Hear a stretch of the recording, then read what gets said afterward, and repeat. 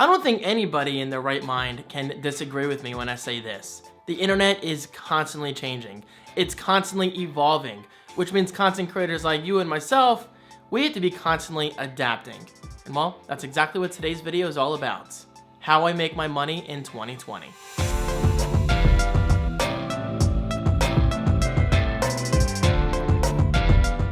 2020 is certainly off to an interesting start. With COVID-19, most people are stuck at home, so they might be looking for new ways to make money.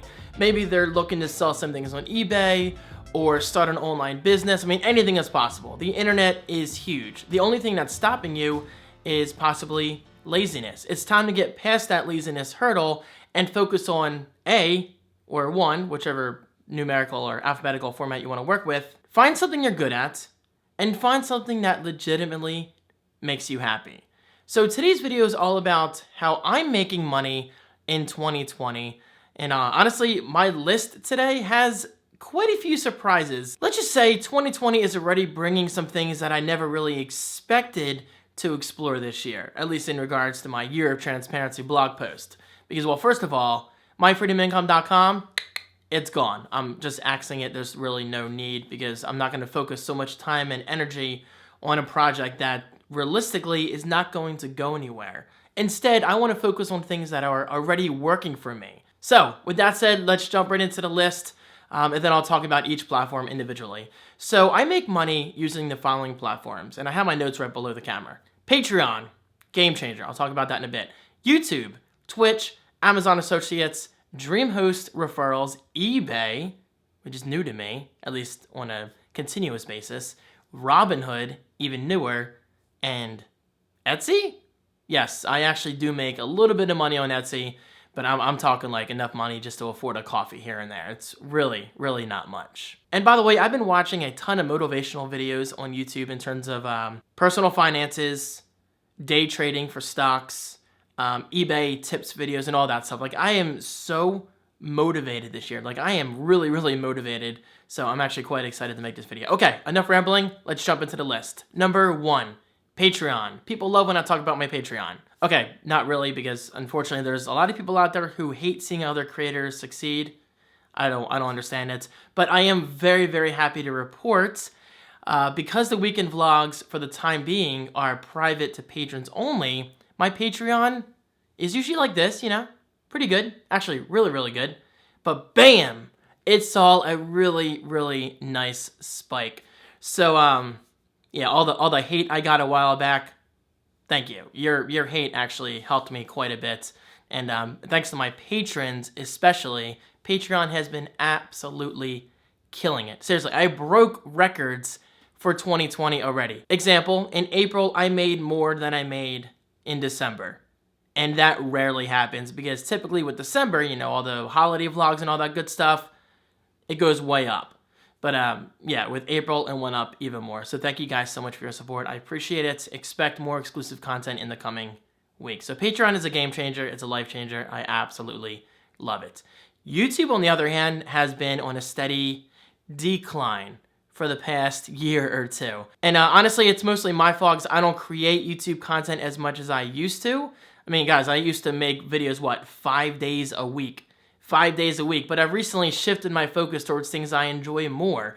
I'm just not as passionate for YouTube as I used to be. And honestly, that's not a bad thing. I mean, when you do something for 13 years, eventually you gotta say, is this making me happy? And honestly, not really. I mean, at least in regards to tech reviews, tech unboxings, for the most part. But the weekend vlogs I love, patrons only vlogs I love. But unfortunately, those vlogs can only generate so much revenue. So in turn, I'll say it again, my YouTube revenue has been on a steady decline. Now, I do have some good news. I'm once again independent. I mean, obviously, I get paid through Google and YouTube. But just last week, I ended my contract with Fullscreen. Fullscreen, they treated me pretty well over the years. I had a lot of opportunities with them. But in recent years, like in the past 2 or 3 years, I just haven't really seen anything from them too beneficial, aside from my account with epidemicsound.com, which I absolutely love, and I'm tempted to sign up for my own personal account in the near future. But anyway, YouTube revenue has been on a decline, but with more videos coming out in the near future, I hope to see that rise again. And now that only Google is taking a share of my ad revenue and not full screen, mathematically speaking, I should, in theory, get a little more revenue each month, which is definitely nice. Next up is Twitch. Man, Twitch is a lot of fun. It's only proof that you don't need to be a partner to actually generate some decent revenue. My average revenue on Twitch monthly is between $300 and $500, and I actually just got paid today. It was like $530. That's not bad considering I'm sitting my booty down, talking to the chat, and just playing video games. I mean, obviously it's more than that, and it's about getting personal with your viewers. It's about connecting with people and getting people through some dark times, especially lately. I mean, I've had numerous people say, David, thank you for what you do. I've just felt pretty down lately. And the fact that you're watching me play Apex or, I don't know, Warzone makes you feel better, that makes me feel better. So thank you very much for that. And of course, thank you so much for your support on Twitch. I appreciate it. So Twitch revenue, as of right now, is quickly on track to surpass YouTube revenue. Let's just say that. Next up is Amazon Associates. I can't really say how much I make with that platform because there's no really solid number. I can make $300 a month. I can make $600 in a month, $700 or $250 in a month. It just completely depends on what's going on. Especially lately, I feel like sales are down because people are losing their jobs, which means they're buying less on Amazon, which means they're using my link less. I mean, it all makes sense. But at the same time, more people are at home, kind of bored, and they're like, you know what, I'll buy this that I don't need, this item on Amazon, because I just have more time on my hands. So it can easily go both ways. But Amazon definitely creates some decent revenue each month that helps pay the bills. So it is what it is. DreamHost referrals. On average, I make about, I think, like $60 to $70 per sale. It depends on the plan you choose. But my DreamHost link is right below. So if you guys are interested in signing up for a website, please do. Just that came out totally weird. Anyway, create a website through me. It helps me out. And of course, I'm here to help with any questions. But DreamHost, I just got paid by them the other day. It was like $80. Go me. Go me.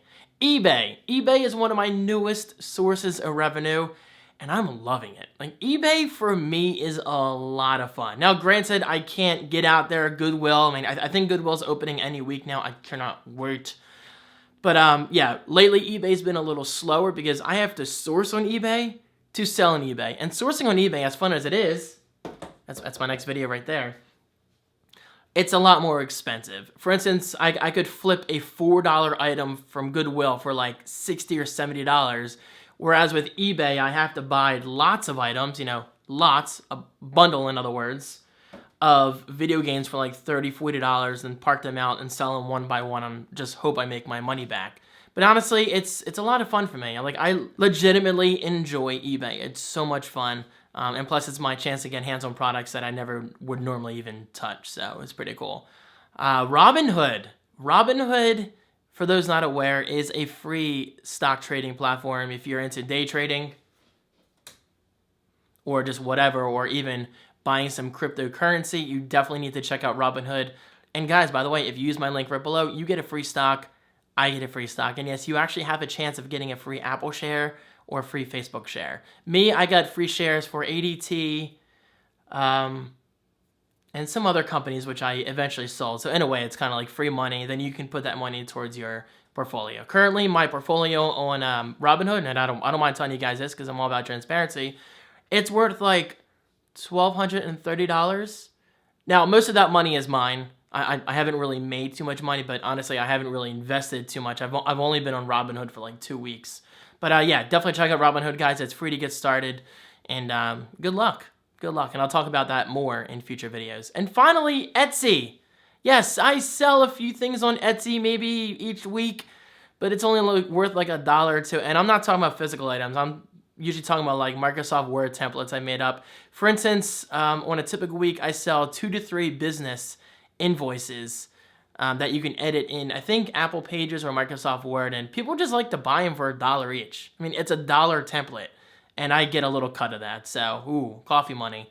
But, yeah, so if you can't tell, this list went from most revenue to least revenue. So Patreon, YouTube, Twitch, Amazon Associates, DreamHost referrals, eBay. Actually, eBay should be above DreamHost, Robinhood, and finally, Etsy. But wait a minute, what about clientele work? Yes, I actually do some graphic design and web design work. For instance, Monday I have a video call with a client coming up, and that's regarding a complete website redesign. We've been working on this website for months now, and it obviously slowed down quite a bit because of the whole COVID-19 thing going on. Yeah, I mean, websites bring in some decent revenue. I just don't put myself out there as much as I should. However, this summer I will be launching the francomedia.com, which not only focuses on online services like web design, graphic design, SEO, marketing, all that stuff, but local services as well. For quite a while, I've wanted to put myself out there locally on services like Nextdoor and all that stuff, and just push myself. You know, I just want to meet new people. I want to meet new clients and make money.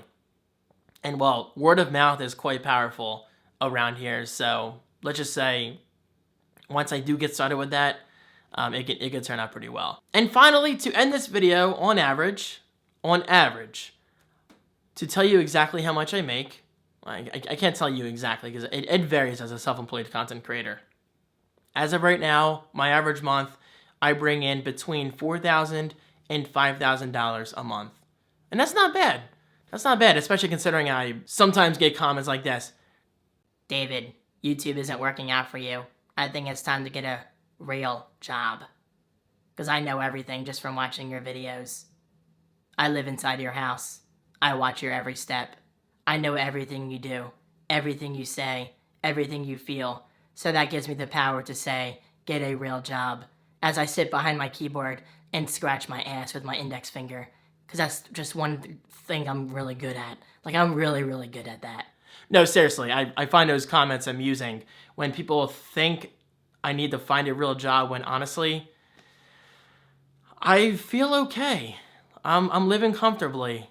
Between all these different sources of revenue, I own my own house. I'm legitimately happy doing what I love. That's why I make videos like this. To motivate others, to inspire others, to get off your ass or sit on your ass, because you can sit on your ass doing this stuff. Just put yourself out there. Put the work in, put the time in. Because as I like to say, if I can do it, anybody can. Guys, thank you so much for your continued support. Definitely look for more videos like this in the near future because I've been shifting my channel, if you can't tell. I'll kind of say it again in case you've been skipping around. Tech reviews are okay. Tech unboxings are, I don't know, they're fine here and there. But they get kind of old, honestly. I would much rather talk about raw data like this. Like raw personal finance data. I just find it to be fascinating. And honestly, it's a very large category on YouTube, so I'm trying to slip in there a little bit. And if you don't like it, that's not my problem. But for those who do enjoy these videos, thank you so much. I appreciate it. All right, guys, thank you so much. And I will see you in my next video, which ironically is a tech unboxing. I just ate my own words.